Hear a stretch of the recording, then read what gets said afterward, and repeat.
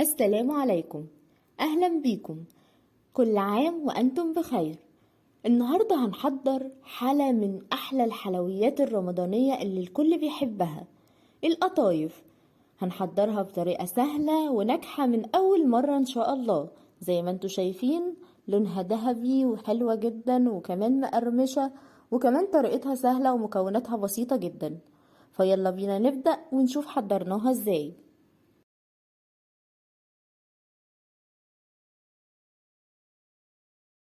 المكونات: هنحتاج 3 كوبايات من الدقيق، نص كوباية من السميد، معلقة صغيرة من الخميرة، نص معلقة صغيرة من كربونات الصوديوم أو الكربوناتو، معلقة صغيرة من البيكنج باودر، ورشة من الملح. ومعي 4 كوبايات من المية. ده بالنسبة لعجينة القطايف. أما بالنسبة للشربات فهنحتاج كوبايتين من السكر وكوباية من المية.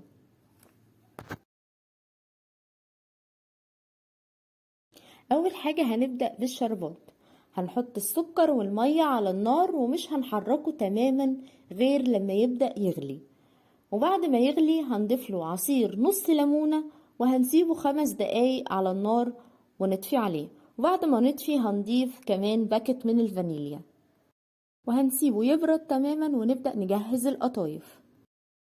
هنبدأ نضيف المكونات الجافة مع بعض: الدقيق والسميد والخميرة والكربونات الصوديوم والبيكنج باودر، وهمزجهم مع بعض كويس قوي.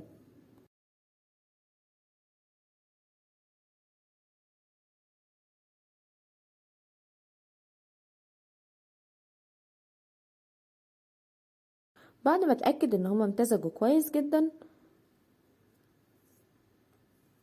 هنجيب شفشق الخلاط ونبدأ نحضر العجينة. هنضيف فيه 4 كوبايات من المية ونبدأ ننزل بالمكونات الجافة بشكل تدريجي. بعد كده هنضربهم مع بعض كويس جدا لحد ما نوصل لعجينة القطايف. عجينة القطايف بتكون عجينة سايلة، مش زي مثلا عجينة البانكيك او الكريب بتكون متماسكة شوية، لكن عجينة القطايف بتكون سايلة تماما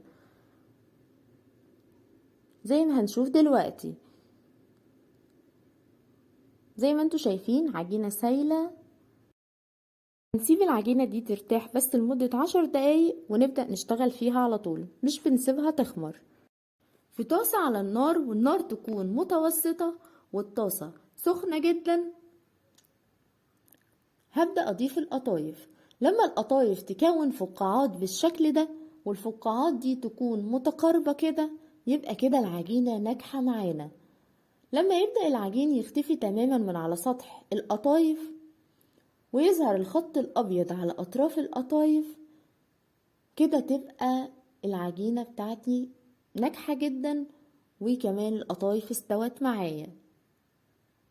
اهم حاجة اول ما القطايف بتاعتي تستوي هطلعها واغطيها بفوطة او قطعة من القماش، ده مهم جدا.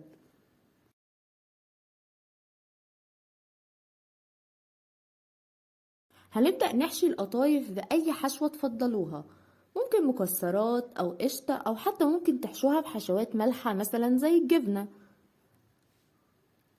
انا هنا حشيتها بالسوداني وزبيب وجوز الهند، يعني الحشوة التقليدية.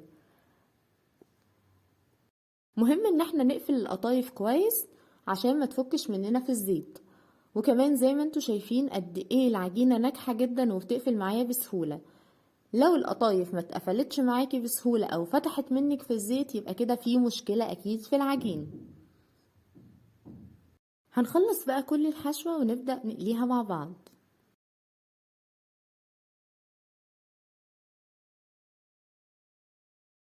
هنقلي القطايف في زيت غزير ساخن وعلى نار متوسطة. مهم جدا ان النار تكون متوسطة علشان القطايف ما تتحرقش معانا. ما ينفعش النار تكون عالية جدا فالقطايف تاخد لون بسرعة جدا وما تبقاش مستوية كويس.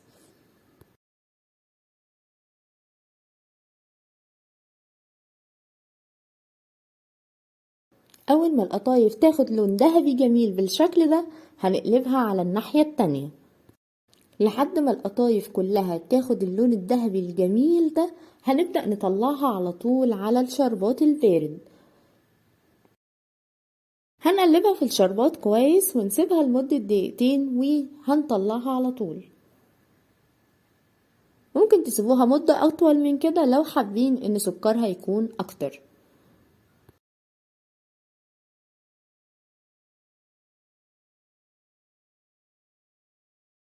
ده كده شكلها النهائي. بجد دي أفضل طريقة ممكن تجربوها للقطايف، مقرمشة ومش شاربة زيت وطعمها أحلى بكتير من اللي بنشتريها من بره. متأكدة انكم لما تجربوها هتعتمدوا الطريقة دي ومش هتغيروها أبدا. ولو عجبكم الفيديو ما تنسوش تعملوا لايك وسبسكرايب للقناة وتفعلوا زر الجرس عشان توصل لكم وصفاتي الجديدة.